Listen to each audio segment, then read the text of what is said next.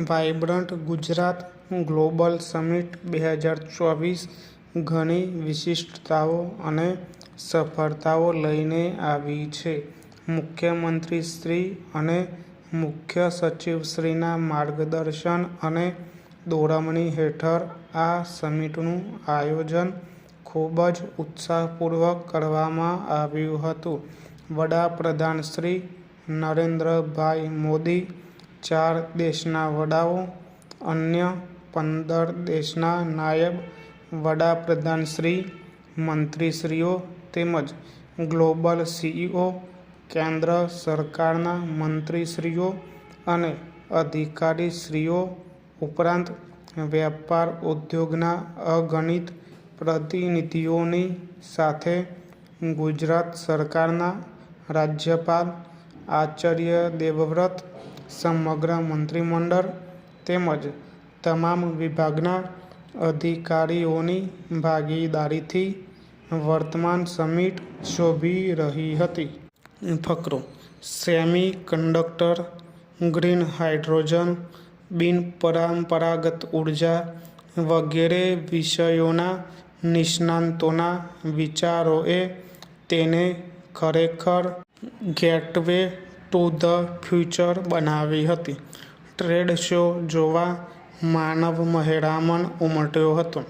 એ જ રીતે અમદાવાદ અને ગાંધીનગરની સ્વચ્છતા અને રોશનીએ આ સમિટને 4 ચાંદ લગાવી દીધા હતા. ફકરો: અમૃતકાળની પહેલી વાઇબ્રન્ટ ગુજરાત ગ્લોબલ સમિટમાં વડાપ્રધાનશ્રી નરેન્દ્રભાઈ મોદીએ ભારત અને વિશ્વની અગ્રગણ્ય કંપની અને વિવિધ દેશોના પ્રતિનિધિઓને સંબોધતા આ ઇવેન્ટ અને તેની સફળતાને વર્ણવતા કહ્યું હતું કે, તમારા સપના એ જ મારો સંકલ્પ. જેટલા તમારા સપના મોટા હશે એટલો મારો સંકલ્પ મોટો હશે.